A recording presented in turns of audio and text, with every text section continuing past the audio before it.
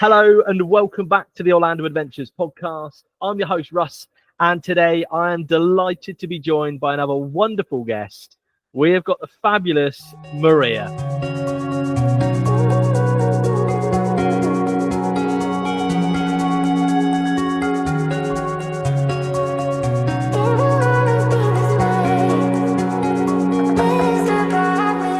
Welcome to the podcast. Thank you. I'm so excited.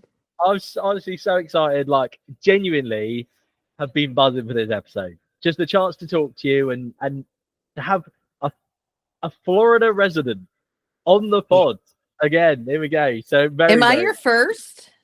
I have had one other person. He lived down in Miami. So Okay. quite a way. But yeah. But in terms of, you know, you are certainly the first female American. Okay, I'll take it. so I'm just trying to figure something at first. But like for anyone who might not know who you are, Maria, because your Instagram is Hot Mess Magical Express, isn't it? Correct. And Correct. also you've got your business, which is 1901 Main Street Travel. Mhm. And so people might have seen you from either of those. Yes. What are they all about? Go for it. Let me know who I'm you not are. I'm not very famous or anything, but maybe one day. So 1901 Main Street Travel Company. I'm a chef. I owned a catering company for almost 20 years, and I decided that I needed to retire because being a chef and owning a catering company is a backbreaking work. I love travel. I love Disney. So I decided to become a travel agent. So for the first 3 years, I worked for a different company, which I won't even get into that mess. But and then I was like, I've always had an entrepreneurial spirit. So I was like, you know what? I'm going to start my own travel agency. So I did. I started 1901 Main Street Travel Company, and I have 10 agents that work with me that get commission off of trips they book under. I'm considered like a host agency. So obviously 1901 Main Street Travel, it's my business, it's my company, but Hot Mess Magical Express is my fun. Yeah, that's kind of shackles off. Here we go. Yes. I probably walk a very fine line on what I shouldn't do as a business owner, professional person, because if I'm being honest, I'm not very professional. Yeah, So I mean, I'm professional with my clients and stuff, but I just like to have fun. Yeah. I like to laugh. I like to have a good time. So that's what the Hot Mess Magical Express page is all about. I do a lot of real talk. Like, I am the type of person that will tell you exactly what I'm thinking and make no qualms about it. Like, I do not care. I'm going to be honest with you, and we're going to talk about this right now. So I'm very honest on that page. I'm very open on that page, but it's also a lot of fun. Yeah, love that. When did you start the Hot Mess Magical Express Instagram? Well, so funny story. It's probably been about 3 or 4 years, but I initially had another page, and I was convinced that page was stuck. Okay. Because I just never gained any followers. I just couldn't get it moving. Yeah. So actually talking to a bunch of people who did really well with their Instagrams, they were like, we think you just need to start a new page. So I did. I canceled that page and started a whole new one. So this one's been probably 2.5, 3 years. Yeah, nice. And with regards to 1901 Main Street Travel, how long's the actual company been going as well? So we just celebrated our 3-year anniversary. Amazing. That's fantastic. Yeah. And I suppose because a lot of my listeners are going to be from the UK. So it's just interesting to know, are people from the UK able to book through you if they were looking at trips anyway? Yeah, so I'm going to be totally upfront and honest with you because, so yes, anybody from the UK can book their trips with me. Yeah. Here's the deal. And a shout out to Annie Stores, because Annie Stores is one of my ambassadors with the travel company, which basically means she gets a few little perks if anybody comes and is like, Annie told me to come to you and book. She gets, a little kickback from that. But Annie books all of her Disney cruises with me. Amazing. And that girl loves her Disney cruises. She loves Disney. Oh, well, I know. I had her on to do a Disney cruise episode. So Yes, people will yes, know. yes. She loves her Disney cruises. So she books all of her Disney cruises with me. But to be 110% honest and upfront, most everything that you can book with me from the UK is pretty much exactly the same price you can get, Right. except Disney World. Okay. I could book your Universal for the same price you can get. I Yeah. could book your Disneyland, your Disney cruise. I can even book Disneyland Paris. Okay. But Disney World, Yeah. you guys get so much better pricing than I can get for you, probably 85 to 90% of the time. Really? It's mad the figures. weirdest, strangest thing. But you guys have those I always feel like they're kind of like our Expedia, but you have those travel companies that are like giant Yeah. corporations over there. Hmm. And for whatever reason, with Disney World, they get incredible deals for you guys. Yeah. Yeah. We don't get those deals, and I only live right down the street. Yeah. It's a weird one, isn't it? Because I know, like, there's a perception from where we are that like the Disney tickets are really expensive from here. But at the same time, like, I think that the reality is that they're actually giving you a very, very good deal to get you there for 14 days, and that's it. Yes. Obviously, if you're a Florida resident, I'm sure that there's a lot better deal in terms of like Florida resident discounts or annual passes and stuff like that. That's where the value probably is, I would assume. It is, but I will tell you that typically our Florida resident specials still are not as good as yours. Really? That's mad, isn't it? I don't know why that is. Like, I'll tell you, actually, so the Johnsons, Rob and Natalie, were just here, and we kind of compared because they want to come back also in January or February of next year. So I priced out the trip they wanted from my end. Yeah. With no airfare, and then they tripped it out from their end, and theirs included airfare plus like a dining card. Okay.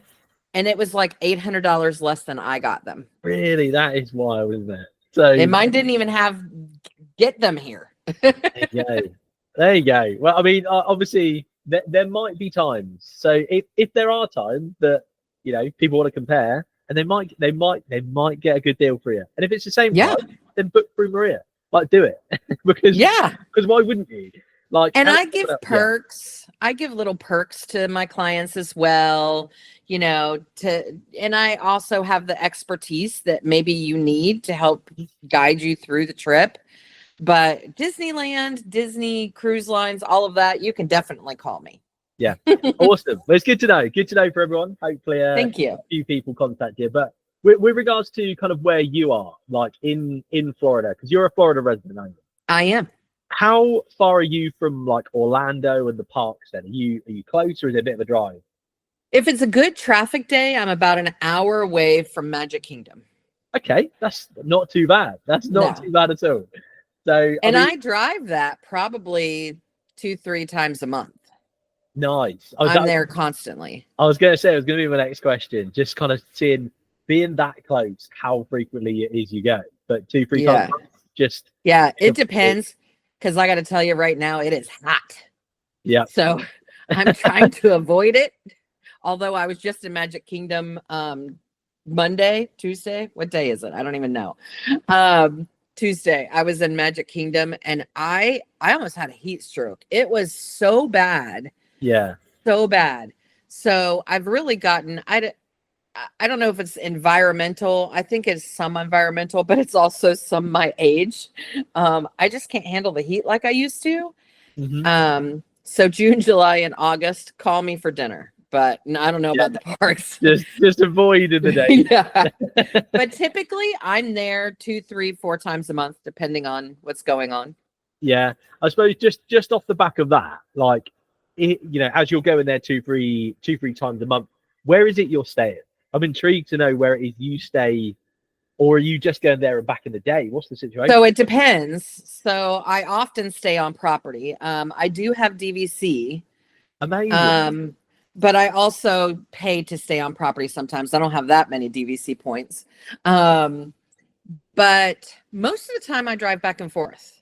Yeah, cool. But like Yeah. when I just stayed for my little staycation a few weeks ago, or last week, I was there last week. We stayed at Coronado Springs in in the Destino Tower section. That's one of my favorite places to stay. Yeah, love that. That's cool. What's your home resort for DVC? I'm intrigued. Animal Kingdom Lodge. Amazing. I love Animal Kingdom Lodge, as we know. It is just fabulous. I love it there so much. Yeah. Do you try and get to Animal Kingdom Lodge more frequently? I appreciate it's your home resort, but like the way that DVC works doesn't mean you have to stay there, does it? No, you don't have to, but that's where we tend to stay more. And I'll tell you, part of the problem is, I mean, I hate to say problem, but I guess it is kind of a problem, is so many people these days buy DVC points to rent out. Yeah. So the problem is, if Animal Kingdom Lodge is my home lodge, I can book that before anybody else can. Yeah. So it's actually kind of hard to get any other resort other than your home resort, because people book them out to sell the points. Right. Okay. So I understand. So they're basically, because what I'm trying to think what the time scale is. Is it 6 months in advance or something like that? You can book it. Yes. If you Yes. Is that the one? Yeah, I think that is. Yep. I think that's right. 4 months, something like that. But yeah, you can do it quite a way ahead, and then they're just selling them on. I did see something. Are they stopping that from happening in some? You know, there's a lot of talk about it right now. Yeah. That they're stopping it. And while I mean, I get it. I hate to like push down any business because I think it's a brilliant plan. Yeah. But it does suck for people who actually own it to use it. Yeah. Because it's so hard. Like, I've never been able to stay at Polynesian. Right, because it's always booked out. And that's the only, by the way, fun fact, that is the only Disney resort I've never stayed in. Amazing. I've stayed in every single Disney resort there is except for that one. I love that. I mean, obviously, I don't love the fact that you haven't managed to get there yet. I love that you've managed to go to all the others though. Yeah. I'm going off on tangents. What's been your favorite resort to go to? So I have sentimental value at Contemporary because that's where my husband asked me to marry him. Yeah. Good. I love that one. But honestly, I would say either Riviera or Animal Kingdom. Yeah. I mean, all stunning in their own way, aren't they? They are, but I judge the resorts based off of, is there enough there for me to do that I don't have to leave? Yeah. Yeah. Like, I like to go to a resort and maybe I'll go to Disney Springs or something, but for the most part, I want to live there.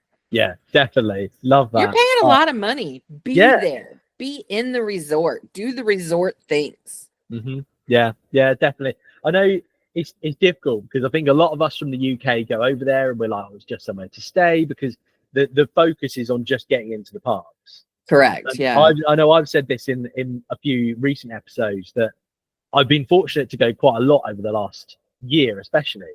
So the more I go, the more I'm like, actually, I just want to enjoy being there, opposed to just like running around the parks at 1,000,000 miles an hour. So I totally get you. Totally understand the like actually enjoying the resorts for what they are and seeing them in their detail, I suppose. Yeah, and maybe it's something I kind of take for granted because I'm there so much. I don't necessarily need to go to the park. Yeah. Like, there you go. Like Sarah and I just went for our little staycation. We were there for 4 days, 3 nights, and we didn't step foot in a single park. Amazing. And we only stepped in Disney Springs once because we had dinner reservations. The rest of the time, we didn't leave the resort. Yeah. But I love that. I think that's a testament to actually how much there is to do and how amazing some of these resorts are as well. I suppose just talking about parks, and you said obviously, haven't done parks on that trip, but obviously do go to the parks. Do you stick to just Disney? Do you go to Universal as well? Is it a bit of both? I go to Universal sometimes. I do not have Universal passes. Mm-hmm. but I probably only go to Universal like 5-6 times a year. which is still not bad. But I That's suppose actually crazy now that I'm thinking about yeah, it. I did a Epic Universe preview. I got a preview for that. So I did do Epic Universe, which I will say was pretty darn epic. yeah, But otherwise, I have to be honest, I'm not a big Universal person. I love Harry Potter, and I think they have done an amazing job with the Harry Potter sections of the parks. yeah, But otherwise, meh. yeah. I know, It's not Disney. Yeah, I think the problem is, and I don't want to say it's a problem either, that Universal Studios is a park. You know, I think a lot of us have held a lot of nostalgia to the park, which unfortunately that nostalgia is not there.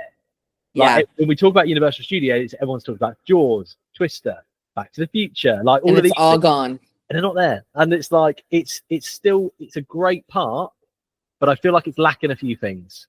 Mhm. And I think that's I don't want to say it's a problem, but I think that unfortunately there's just not quite enough to do there. And Islands of Adventure, while I love it, I think it's held up by two very, very good roller coasters.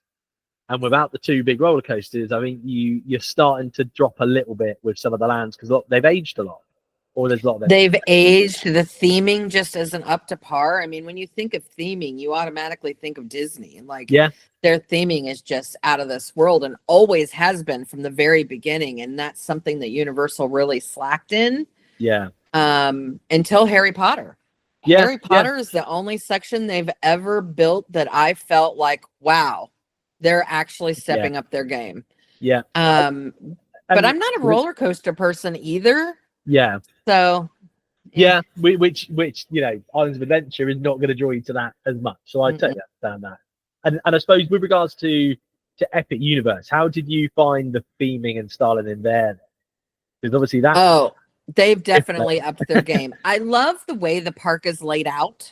Yeah, yeah, With the portals and Celestial Park in the center, and I just think it's a stunning park. I think there's a lot of areas they didn't logistically. Sometimes I wonder maybe I should have been an engineer, but I think logistically they didn't set up the areas very well in some spots, like the Harry Potter area. When you go down to the ride, it's just so bottlenecked yeah, and crowded. Like some things like that I think they could have done better, but and obviously way too many damn steps. Can we talk about that?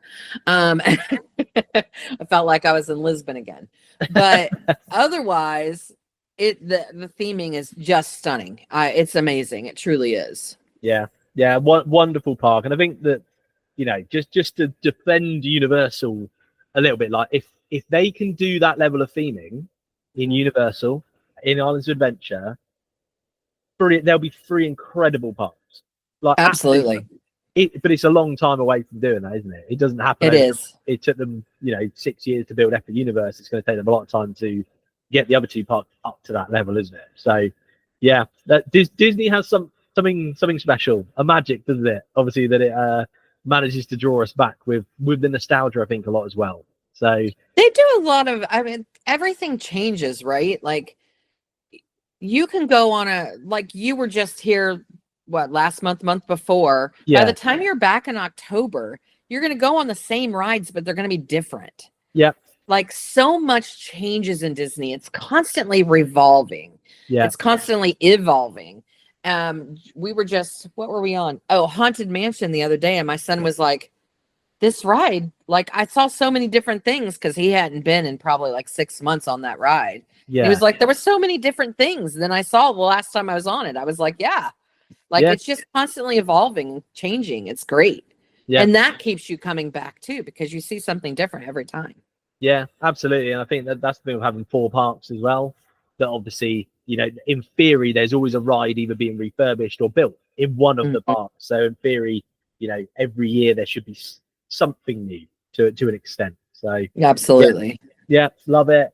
Just heading out of the parks very briefly. Is there anything that you like to do outside of the parks when you go to Orlando? Is there anything, or do you just kind of stay in the resorts as such? I kind of stay in the resorts. I mean, there's some couple of dining places that I really like in Orlando. Which on my hot mess page, I need to redo it, but I do have a highlighted story area with dining outside of the parks that I enjoy. Yeah. There's a couple places I need to add on that and kind of redo it to make it better. But I know you guys always come over and you're like Red Lobster, Texas Roadhouse, all the Yeah. places we avoid. I'm like, ew, why? Ew, Yeah. stop. I mean, yeah. I think it's where it's just like it's different for us that we get excited about things which are totally just normal. I mean, the excitement we get for doing a Walmart trip is probably baffling. Oh my gosh.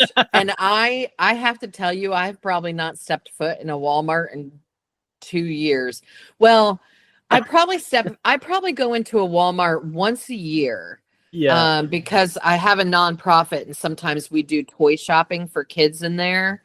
And they'll help us out with like gift cards or something. So I go in there, but otherwise I avoid Walmart like the plague. Yeah. I can understand that. I'm a Target girly. Yeah, fair enough. And I suppose just getting into like obviously the UK view of looking at Orlando opposed to the kind of like the Florida resident view of looking at it. Do you think that for you personally, there's certain times of year to avoid?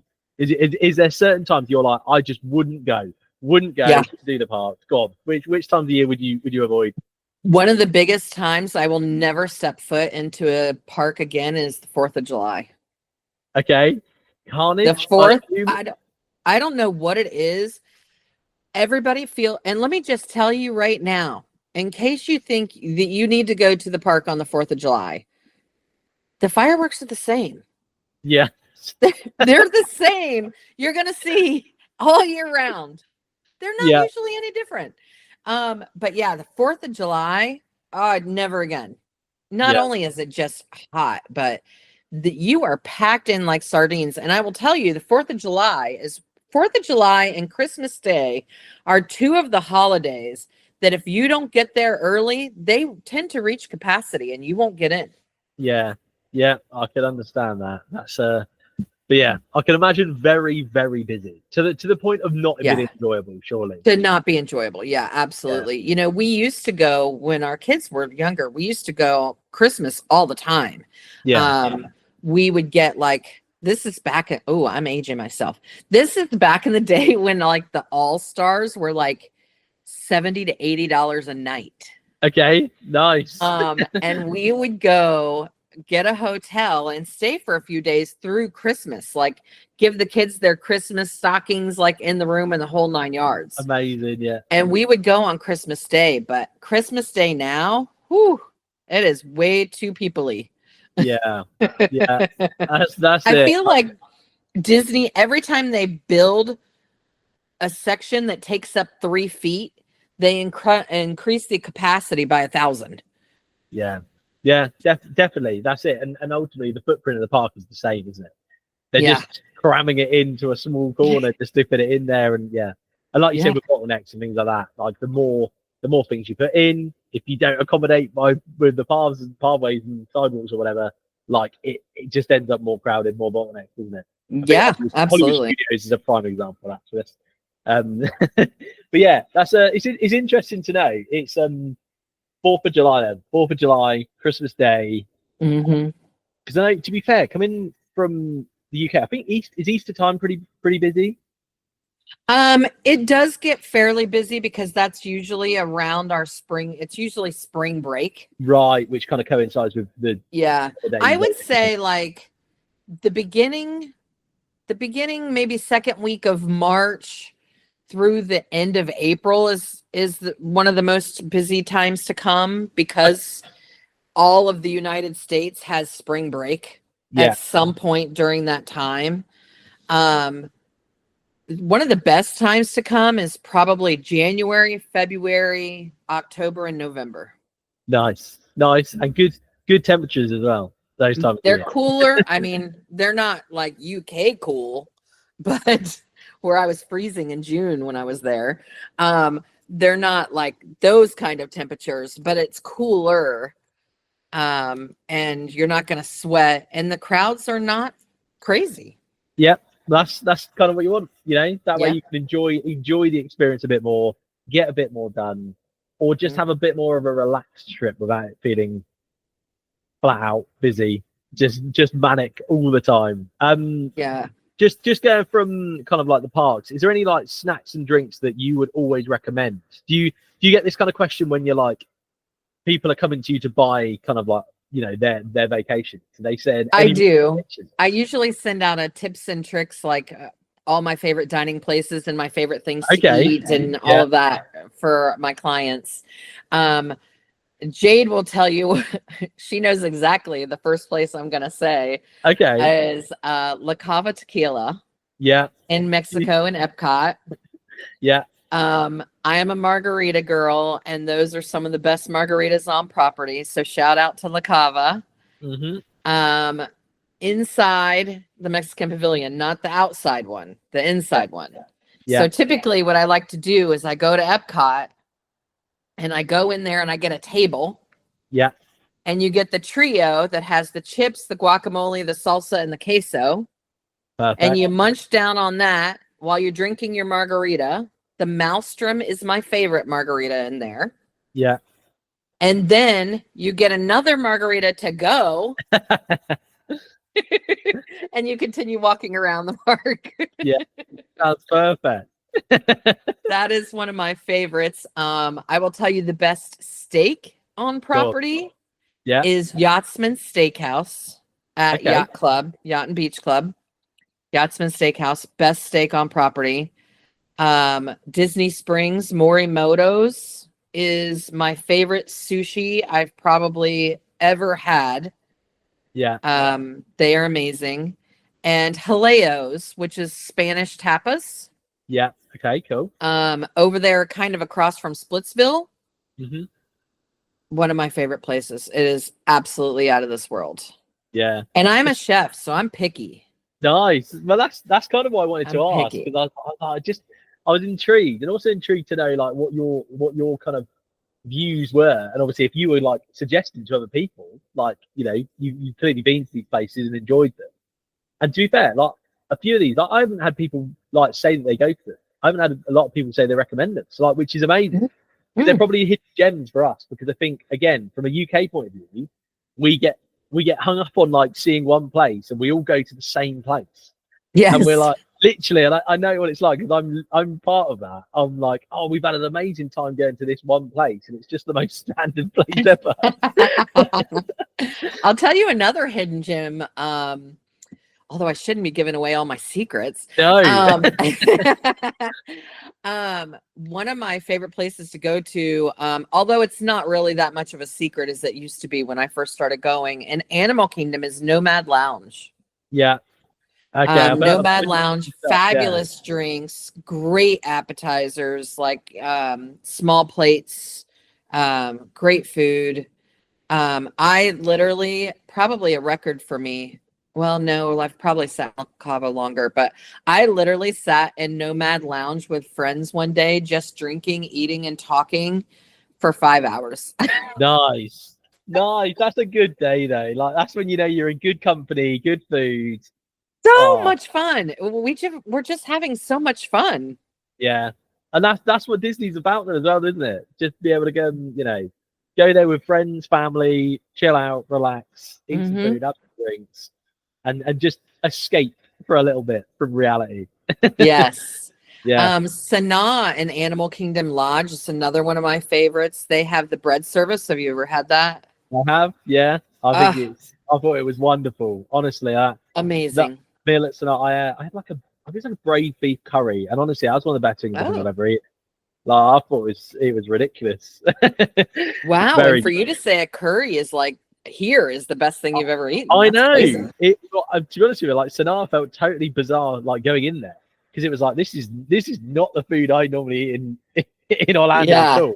But loved it, and loved the fact that it was different, and it wasn't just, I think a lot of us from the UK, we go for burgers, fries, chicken tenders, and all the like the standard stuff. But like, just to go and have different good food The Yeah, amount of chicken tenders you people eat when I you come know. here. Let's go get chicken tenders. I'm like, what are we doing with our Why? lives right now? Yeah, why? This is the most basic food. Oh, It's dear. so funny. Yeah. Oh, amazing. Are there any? Just to give me a little bit of an idea. Is there any other restaurants off-site that are like a must-do for you?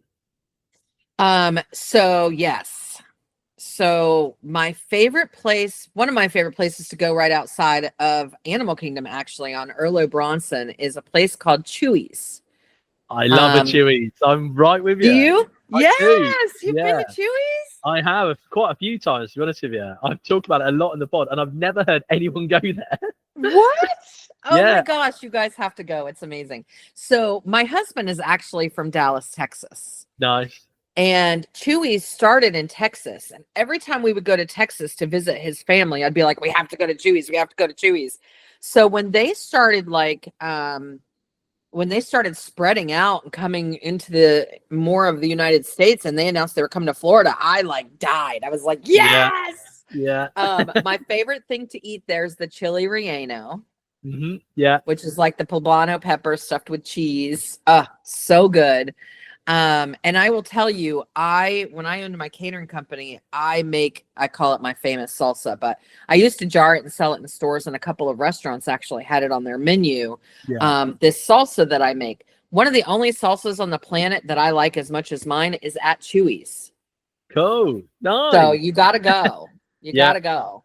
Yeah, it's I love a Chewy's. Honestly, I've recommended it to so many people, and genuinely, I haven't heard one person say they've been, which it baffles me because whenever I've been and people I've been with, everyone's like, "This is amazing." So yeah, that's crazy. There we go. We've got to get Jade there because Jade loves Mexican food as well, so she'll love a bit. So I think I tried to get her there once, but it ended up not working out. But yes, we got to get her there because. Yeah. Yes, it is so good. Yeah, so good. So there's this other place I can't even pronounce it, but it's like Gayu Kaku Japanese barbecue. Okay, yeah. It's really good where you put you kind of cook on the little grill on the table. You cook all your like marinated meats and your vegetables and stuff. Love that. I'm looking at my thing because I can never remember you're good. the names. So Annie and P actually introduced us to this place outside of Universal called Arshawad. It's an Indian restaurant. Best butter chicken I've probably ever had. Yeah. Okay. Lots of great curries and stuff. So it's amazing. So good. Yeah. Again, that's like totally against the grain of things to eat in Orlando. To be fair, in cooler weather as well, wouldn't be bad. Hot weather, probably not the one. Yeah. But great shout. Love it. I mean, there's some amazing shouts in there, and I love it. I love trying to just get new places, and that's it, isn't it? Try and find new places to go to, and you find these little hidden gems that. We just haven't even looked at from the UK. So right. Yeah. I'll tell you too, on my on the website for 1901 Main Street Travel Company, I have a blog, and on that blog I talk about some different restaurants and stuff here and there. So definitely check that out, and check out my Hot Mess Instagram page because I list them there as well. I actually talk about food quite a lot, oddly enough. So so if you like food, go and check them both out. I mean, great shout. I am a foodie. Yeah, I love it. I absolutely love it. And it moves me on to my next little section of the podcast. My next little section is called Keep Updating Clothes. So I'm going to give you 3 options for something. Okay. Something close. I'm going to be honest. I've been a bit mean. I've gone very classic Magic Kingdom. Okay. And the 3 options I've given you are Haunted Mansion, Pirates of the Caribbean, and Jungle Cruise. I feel a bit mean, but that is mean. Yeah. Gosh. I think I'm going to have to close Jungle Cruise. Okay. All right. I think, gosh, that's tough. Yeah. Yeah, I think Jungle Cruise has got to go. Yeah, just a couple too many corny jokes that we've heard a few too many times. Well, and maybe that's a me thing because I've been on it so much. It's the same corny jokes. That is it. To be fair, if they did slightly different jokes every time, they Yeah. would be feel a bit more refreshed. But it's one of those. I think that, I mean, I certainly wouldn't do it more than once on a trip. I certainly wouldn't. And I Yeah. might not even do it once, to be fair. So I totally understand you on that one. I do have to say though, since they changed Pirates to be more PC, Yeah. I still go through there and yell, "We wants the redhead," Which is probably so lost on some people. But oh yeah, most people don't get it. yeah, from what Pirates used to be, it's a bit different. Yeah. Yeah. We're not selling the redhead anymore. It's not PC. No, it's not the done thing. So where are you going with the keep and the update then? Or are you updating Pirates back to what it was? I would like to update Pirates back to where it was. Yeah. Get rid of Jungle, keep Haunted. Yeah. Haunted Mansion's got to stay in it. It's got to. Yeah. It's just it's amazing. Yeah. And it's one of those rides that there's always something different to see. Yeah. That's it. I think it's one of those that you could probably go around it 50 times and see 50 different things. Oh, 100%. And I always say this is one ride I'd love to go around with the lights on. I know it completely ruined the magic, but I'd love to see it would. You know Did what I you mean? see the other day I posted Space Mountain with the lights on? I didn't, to be fair. I have seen it in person once, to be fair, and it's weird. Yeah. Yeah. It's totally Haunted Mansion with the lights on. I actually would think it would be really cool to like walk it. Yeah. To walk around, not actually be in the doom buggy, but to like walk around it. That would be cool. Yeah. I just think you'd see so many things that you just have never noticed before. And just so much detail. Love it. Absolutely love it. Great ride. Yeah. And leads me into my final 5 questions of the podcast then. The questions I ask every guest. Favorite ride? Whole of Orlando. This can be universal as well. Like you go wherever you want, but favorite ride? Well, it's definitely going to be Disney. And I'm probably going to say, this is so lame probably, but I'm going to say Living with the Land. Okay, nice. In Epcot. Yeah. It's another ever-changing ride. Yeah. It just changes constantly. There's always different things to look at. They change the theming depending on what's happening that season. Yeah. I love that ride. Love it. I mean, to be fair, and the ride itself, it's very much encapsulates what Epcot has always wanted to be. Yes. It's educational. It's, you're seeing different things from around the world. Like it's showing you growing things. Like, and yes. And so in that respect, love it and totally get it as well. And relax as well. Get sit down for a bit. Yes. And despite the fact that they just annoyingly constantly try to make Epcot what it's not. Yeah. That remains the same. It just encompasses everything. I love it. Yeah, great shout. And this might give me an idea of where you're going with the next one. I'm not sure, but favorite park? Epcot. Yeah, definitely. I had a feeling. Yeah, when my kids were younger, it was Magic Kingdom. Yeah. But now that my kids are older and I mostly go on my own as an adult, it's definitely Epcot. Yeah. Are you kind of enjoying going around World Showcase, like you said, getting a couple of margaritas and then just kind of the rest of World Showcase, getting some food stalls, I actually just told somebody recently, I've realized the older I've gotten, I'm more of a viber than a rider. Yeah. And I'm there for the vibes. Yeah, 100%. I like the rides. I go on the rides, but I am 100% there for the vibes. And the vibes at Epcot are spectacular. Yeah. Couldn't agree more. Like as a chilled park where you can just spend time in it and not feel like you have to ride a ride as well. Yeah. That is perfect. Absolutely love it. And heading into the next question, hidden gem. So this can be an attraction, a ride, a show, a restaurant, you name it, hidden gem in realistically probably the whole of Disney. You go for it. Oh gosh, there's a couple hidden gems. I mean, if you've got a couple, go for it. I'd love to hear it. One of my hidden gems they got rid of. I'm so mad. But I think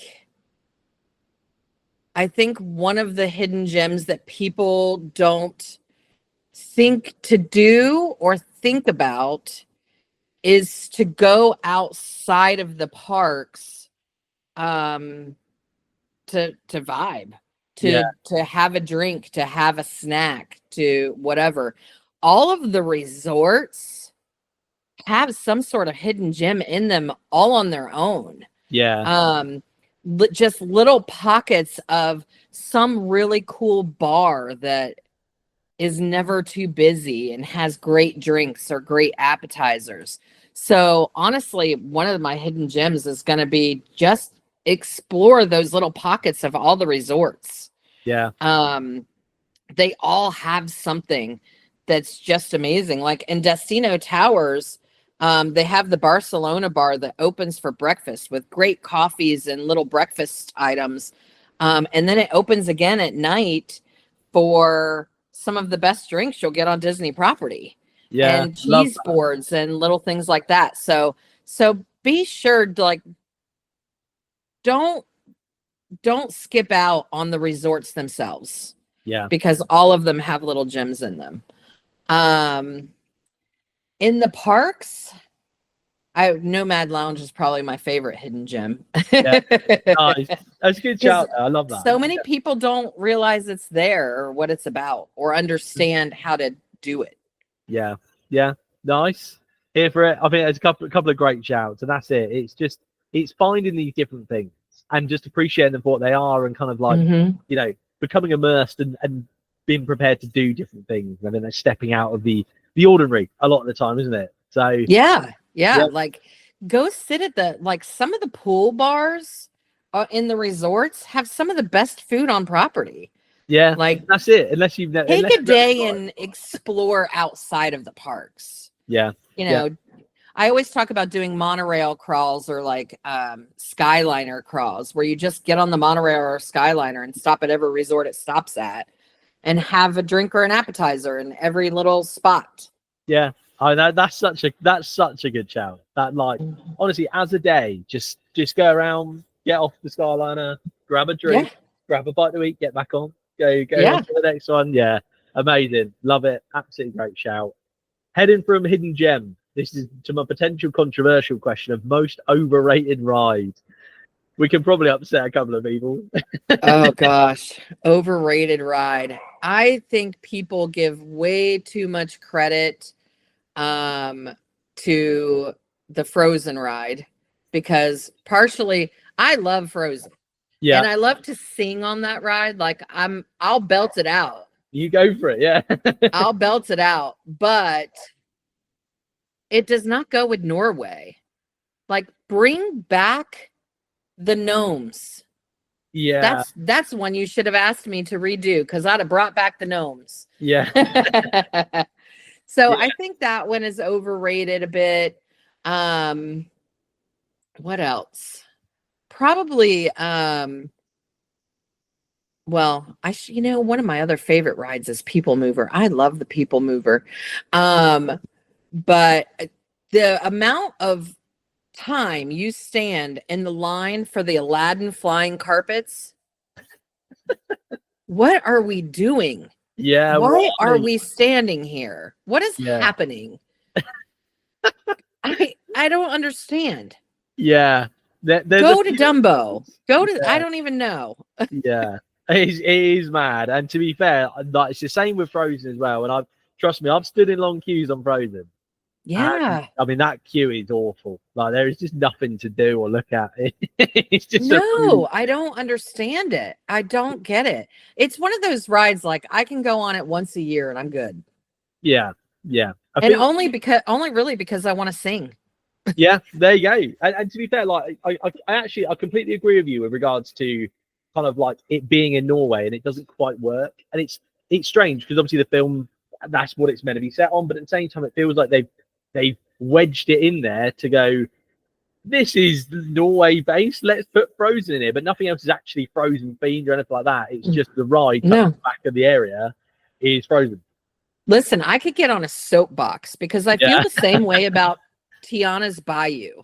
Why is Tiana's Bayou in the middle of Frontierland? Who thought that was a good idea? Yeah. I don't understand. Yeah. I don't know what we're doing here with that. Why are we getting rid of Frontierland things like the boat, the ferry boat, and Tom Sawyer's Island to put in Cars and Villain? What is happening? Yeah. I don't understand. Yeah. It's that is a soapbox for me. Yeah, I mean, the thing is, I understand them wanting to put new things. I get it. It's unfortunately, if they're going to do it, it can't be called Frontierland, can it? It's just got to change, and you've just got to basically go, we're really sorry for everyone who's a fan of Frontierland and has been for years, but unfortunately, this area is no longer going to be called it. It's going to be called something else. It's not going to try and be Frontierland anymore. It's going to be something new. And I think it has to be. It's got to be the way to approach it. And I know it's going to upset a lot of people to do it, but it's better that than feeling like you've wedged a ride into an area to try and make it fit, but it doesn't quite. Well, the other thing is they have so much property. Why are we trying to just shove a little section of areas that could be an entire theme park all by itself into this area? Yeah. Yeah. I mean, the Cars Land that we're getting isn't even as good as the Cars Land at Disney World. It's literally going to be like one ride in a little section. Yeah. Like it's not even a full-blown Cars Land. So why are we just trying to like throw a speck of dirt on a pile of hay? I don't understand. Yeah, it's that. And I know it's easier for us to say as kind of people who want to go there that Disney should probably do a fifth park. Because like it's the easy thing to say, but they've got the space, they've obviously got they've got the land to do it. But then you can do something like Cars and go and do a full land. You can go and do full lands based on villains, opposed to, I appreciate he's going to be in Magic Kingdom, but do you know what I mean? Like you get to have a full area for it instead of just putting one ride in there, and then you've got no facility to ever grow it. And it's just there and that's done. So yeah. And it honestly, because I really should be the CEO of Disney because I know what I'm talking about. Cars Land, if you ask me, should be in Hollywood Studios. I mean, it would totally make sense to me, 100%. But I think there's no space there now, is there? It's just like they've either built on it or, I don't know. Maybe they've got to make the park bigger, but how do they do it at this point? It's, I don't know. Maybe instead of putting weird Indiana Jones stuff in Animal Kingdom, keep it in Hollywood Studios, put Cars in Hollywood Studios, and not do Zootopia or whatever we're doing. I don't even know anymore. Yeah. Like, but yeah, I totally get it. I completely appreciate it. And to be fair, like just go back to the, Frozen as an overrated ride. It pulls massive queues. So it's always going to be a sore topic for all of us because we all probably stood in a long queue for it. Mm-hmm. And it's fun and it's great and the music's great, but it's not the longest thing ever. It's not the most thrilling thing ever. It's the bang for your buck is not that big. No. And I love it, to be fair. But I totally get what you mean. And unless they're serving margaritas in line while I'm in line, now we're talking. And final question to wrap up the podcast then is best thing to do outside of the parks. You can still be in Disney, don't be wrong, but like outside of the actual parks itself. But you might have already said it too there. Yeah, I say the resorts. Yeah. The resorts are an activity all in themselves. And I think it's something people just really miss out on. I can't tell you how many clients come to me and they're like, all we're going to do is sleep there. Don't just sleep there. Yeah. You sleep there, you're sleeping on it. Don't sleep on it. Don't sleep on it. I will 100% say the resorts because there's just so much to do at the resorts by themselves. Yeah. Good shout. Love it. Well, this has been fantastic. Honestly, I've had so much fun. I'm sure we could get on some topics and go. Oh yeah. We might need to do this again. We definitely will. We'll have to find a maybe more controversial topic at some point that Yeah. we can get our teeth into, because I think we'll have a lot of fun with it. But this has been so much fun, and genuinely, you've been brilliant. I love your page. Like, Thank you know, you. what you're doing with your company as well is fantastic. And obviously, I see, you know, you've got your 10, like you said, you've got your 10 people kind of like working for and with you, and it's exciting to see. And so hopefully people can, you know, from the UK especially, you know, for my audience can come to you and, you know, see if they can get a deal, see if they can work out something like that's going to be comparable to what we can offer over here. Yeah, So, absolutely. yeah, fingers crossed. Cool. Well, thank you so much. This has been Thank you for having me. It's been fun. Yeah, my pleasure. So this was the episode with Maria, and what a great episode it was. It was so much fun to chat with Maria about all things Orlando and to get a bit of a different perspective from an Orlando resident's kind of point of view as well. So thank you so much to Maria for coming on. I hope you all enjoyed this one as much as I enjoyed recording it, and I will speak to you all in the next one.